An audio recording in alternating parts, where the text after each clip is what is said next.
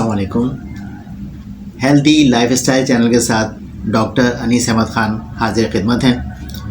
اپنی نئی ویڈیو اپنے نئے ٹاپک کے ساتھ. ملک بھر سے اطلاعات آ رہی ہیں کہ ڈینگی فیور بہت تیزی سے جو ہے وہ لوگوں میں پایا جا رہا ہے اور تقریباً پورا ملک ہی اس کے لپیٹ میں آ چکا ہے. ویسے تو یہ ہر سال ہی آتا ہے لیکن اس سال کچھ زیادہ تیزی سے اور زیادہ خطرناک حالت میں یہ آیا ہے. تو آج کا میرا موضوع جو ہے وہ ڈینگی فیور ہے. تو بتانا یہ ہے کہ ایک مچھر ہے جس کا نام ہے ایڈیز ایجپٹائی. ایک مچھر کی قسم ہے جس کے کاٹنے سے یہ مرض جو ہے وہ انسان میں داخل ہو جاتا ہے اور خرابیاں پیدا کرتا ہے. ہوتا یہ ہے کہ اس کی پہچان یہ ہے کہ اس میں بہت تیز بخار ہوتا ہے، جسم میں بہت شدید درد، خاص طور پہ سر میں بہت زیادہ درد ہوتا ہے اور آنکھوں کے پیچھے جو ہے وہ درد کی شدت بہت زیادہ ہوتی ہے. جسم پر باریک باریک ریڈ اسپاٹس پڑنا شروع ہو جاتے ہیں اور اگر یہ مرض شدت اختیار کرے تو اس میں خون بھی کہیں سے بھی ناک کے ذریعے یا کان کے ذریعے یا اور کسی ذریعے سے یہ خون بھی نکلنا شروع ہو جاتا ہے. مچھر کے کاٹنے سے لے کر 3 سے 14 دن تک یہ اپنے اثرات ظاہر کرتا ہے. کسی میں 3 دن کے بعد جو ہے وہ علامات ظاہر ہونا شروع ہوتی ہیں اور کسی میں 10 12 یا کسی میں 14 دن کے بعد جو ہے وہ یہ علامات ظاہر ہونا شروع ہو جاتی ہیں اور پہلی بار بخار آتا ہے. اچھا، پہلی بار بخار آنے سے لے کے اگلے 7 دن تک یہ وائرس خود بخود جسم سے جو ہے وہ خارج ہو جاتا ہے. اس دوران ہمیں صرف خیال یہ کرنا ہے کہ اس کی جو کمپلیکیشنز ہیں، جو مثلاً کہ اگر اس میں الٹیاں بہت آ رہی ہیں تو ہمیں الٹی کی دوا لینی ہے. اگر بخار بہت تیز ہے تو بخار کے لیے دوا لینی ہے اور کسی قسم کی بھی اینٹی بائیوٹک یوز نہیں کرنی ہے، کیونکہ اینٹی بائیوٹک کا کوئی رول نہیں ہوتا وائرل انفیکشن میں. اس مرض کی تشخیص جو ہے وہ صرف لیبارٹری ٹیسٹ کے ذریعے ہی ہوتی ہے. تو مریض کو خون کا ٹیسٹ کرنا ہوتا ہے جس سے یہ معلوم ہو جاتا ہے کہ اس کو ڈینگی فیور ہے یا کسی اور قسم کا بخار ہے. تو ہوتا یہ ہے کہ جس کو بھی یہ ڈینگی فیور ہوتا ہے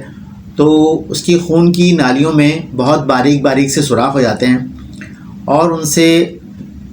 خون میں موجود پلیٹلیٹس جو ہیں وہ اس میں سے نکلنا شروع ہو جاتے ہیں، کیونکہ پلیٹلیٹس جو ہے وہ خون کا بہت باریک حصہ ہوتا ہے اور وہ جب اس میں نکلتا ہے تو اس کے جسم میں، اس کے خون میں پلیٹلیٹس کی کمی واقع ہو جاتی ہے. اور اس کے ساتھ ساتھ ایک اہم بات یہ ہے کہ اسی سوراخ کے ذریعے جہاں سے پلیٹلیٹس جو ہے وہ باہر آ رہے ہیں اس میں موجود پانی وہ بھی جو ہے اس سے باہر آ جاتا ہے اور جسم میں پانی کی کمی ہو جاتی ہے. تو اصل میں جو زیادہ خطرناک ہے وہ پانی کی کمی ہے، جس کی وجہ سے جو ہے مختلف قسم کی کمپلیکیشنز ہوتی ہیں. تو ہونا یہ چاہیے کہ ہمیں اس پانی کو کسی بھی طریقے سے جسم میں پورا رکھنا ہے. تو مریض کو زیادہ سے زیادہ لیکوڈ چیزیں جیسے کہ پانی ہے، دودھ ہے، جوس،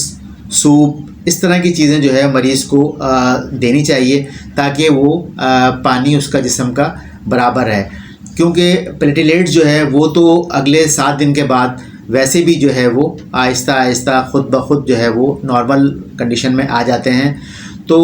پلیٹلیٹس سے چیک کرنے کے بعد اگر ہم دیکھتے ہیں کہ ڈیلی جو ہے وہ بہت تیزی سے پلیٹلیٹس گر رہے ہیں تو ایسے مریض کو ہم چاہیے کہ فوری طور پر جو ہے وہ ہاسپٹل میں ایڈمٹ ہو اور وہاں پر جو ہے وہ اس کو مختلف قسم کے جو ہے وہ ڈرپس وغیرہ ہیں اس کے ذریعے ان کو پلیٹلیٹس دیے جائیں گے تاکہ وہ اس کے پلیٹلیٹس پورے ہوں. نارمل حالت میں یہ خود بخود صحیح آتے ہیں اور کسی قسم کی کوئی بھی کمپلیکیشنز نہیں ہوتی ہے. تو کوشش یہ کرنا چاہیے کہ اس مریض کو ڈی ہائیڈریشن سے بچانا چاہیے، پانی کی کمی سے بچانا چاہیے، اور اس کی خوراک بہتر رکھنی چاہیے، کھانے میں بہتر چیز دیں گے، اور خاص طور پہ لیکوڈ جو پینے والی چیزیں ہیں وہ زیادہ دیں گے تاکہ اس کی پانی کی کمی پوری ہوتی رہے، اور مریض جو ہے وہ کچھ دن میں 7 دن کے بعد جب کہ پلیٹلیٹس بڑھنا شروع ہوں گے تو وہ خود بخود بہتری کی طرف آ جائے گا۔ بس ہمیں یہی احتیاط کرنی ہے کہ مریض کو جو بھی تکلیف ہو، جو سمٹمز ہوں، اگر وہ جو بھی ہوتے ہیں تو اس کی دوا ہم ضرور دیں۔ اگر اس کو بخار ہوتا ہے تو بخار کی دوا، اور الٹیاں ہوتی ہیں تو الٹیوں کی دوا، مختلف وقتوں میں یہ دوائیں ہم دے سکتے ہیں۔ کوشش کریں کہ دوائیں کم سے کم دیں، اور پانی کے ذریعے اس کو جو ہے وہ پورا کرنے کی کوشش کریں تاکہ مریض جلدی صحتیاب ہو۔ بہت بہت شکریہ غور سے سننے کا، اور وہ لوگ جنہوں نے اب تک یہ چینل سبسکرائب نہیں کیا ہے تو ان سے گزارش ہے کہ وہ جلد از جلد اس کو سبسکرائب کریں اور شیئر کریں۔ اگر ویڈیو پسند آ رہی ہیں تو اس کو لائک کریں، اور بیل آئیکن کا بٹن ضرور دبائیں